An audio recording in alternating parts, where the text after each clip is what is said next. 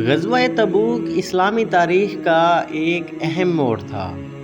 یہ وہ وقت تھا جب مسلمانوں نے بغیر بڑی جنگ کے ایک عظیم سیاسی اور عسکری کامیابی حاصل کی۔ رومی فوج جو اس وقت دنیا کی بڑی طاقت سمجھی جاتی تھی، مسلمانوں کے حوصلے اور نظم و ضبط کو دیکھ کر میدان میں آنے کی ہمت نہ کر سکی۔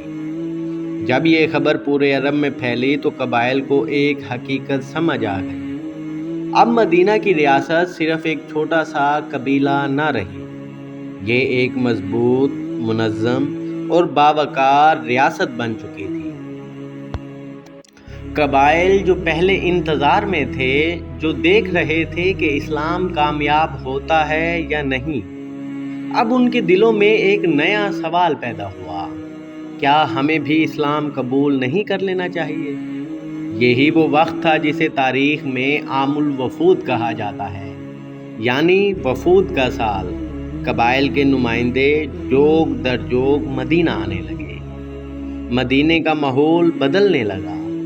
وہ شہر جو کبھی دشمنوں کے حملوں کا شکار تھا، اب وہاں دور دور سے لوگ آ رہے تھے۔ کوئی قبیلے کا سردار تھا، کوئی بہت بڑا عالم تھا، کوئی نوجوانوں کا نمائندہ تھا۔ سب کا مقصد ایک ہی تھا: رسول اکرم صلی اللہ علیہ وسلم سے ملاقات کرنا، اسلام کے بارے میں جاننا اور سچائی کو سمجھنا۔ مدینے کی گلیاں ان مہمانوں سے بھرنے لگیں۔ صحابہ کرام ان کا استقبال کرتے، ان کی رہائش کا انتظام کرتے اور انہیں اسلام کی تعلیمات سے آگاہ کرتے۔ یہ ایک ایسا منظر تھا جس نے عرب کی تاریخ بدل دی۔ رسول اکرم صلی اللہ علیہ وسلم کا انداز دعوت: جب یہ وفود رسول اللہ صلی اللہ علیہ وسلم کے پاس آتے تو آپ صلی اللہ علیہ وسلم کا انداز نہایت محبت بھرا اور حکمت والا ہوتا۔ آپ صلی اللہ علیہ وسلم ان سے سختی یا جبر سے بات نہیں کرتے تھے، بلکہ پہلے ان کی بات سنتے، ان کے سوالات کا جواب دیتے اور پھر انہیں اسلام کا پیغام سمجھاتے۔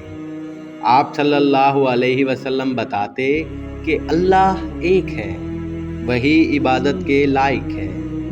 انسانوں کو انصاف، سچائی اور رحم کے ساتھ زندگی گزارنی چاہیے۔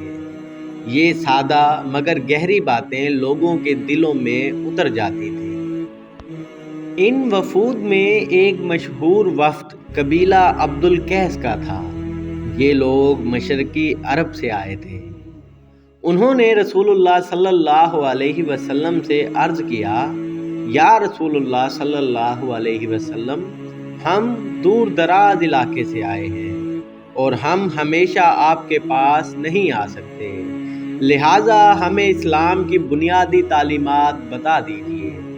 رسول اللہ صلی اللہ علیہ وسلم نے انہیں چند بنیادی اصول بتائے: اللہ کی توحید، نماز قائم کرنا، زکوٰۃ دینا، رمضان شریف کے روزے رکھنا۔ یہ وہ اصول تھے جو اسلام کی بنیاد ہیں۔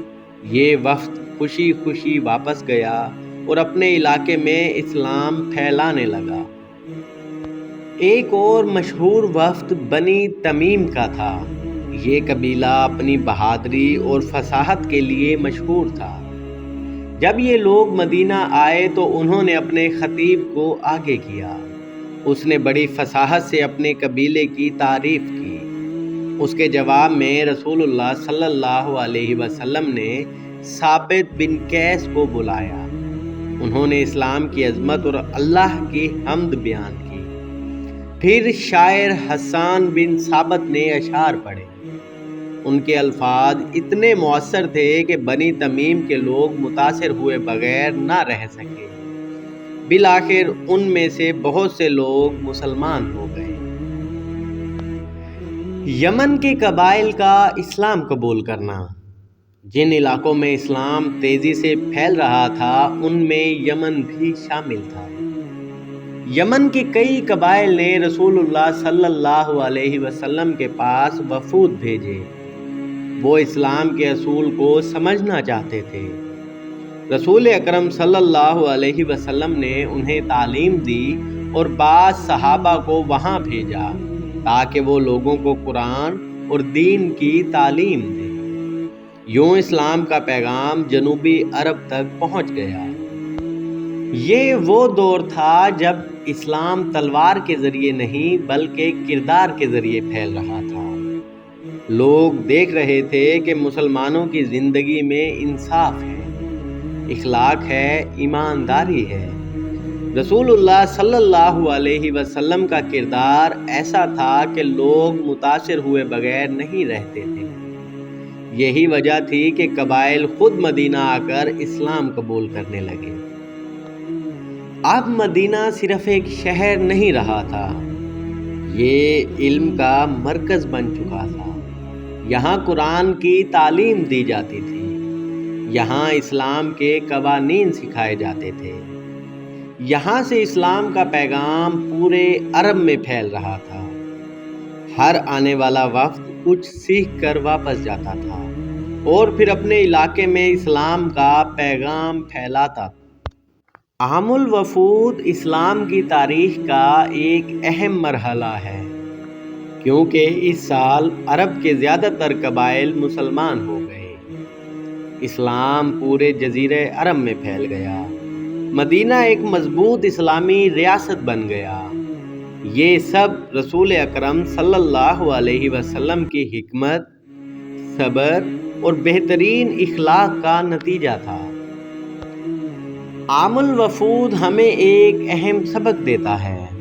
جب سچائی واضح ہو جائے، جب کردار مضبوط ہو، جب قیادت انصاف پر قائم ہو، تو لوگ خود اس پیغام کی طرف آتے ہیں۔ اسلام کی اصل طاقت تلوار نہیں بلکہ سچائی، انصاف اور بہترین اخلاق ہے، اور یہی وہ اصول تھے جنہوں نے عرب کی تاریخ بدل دی۔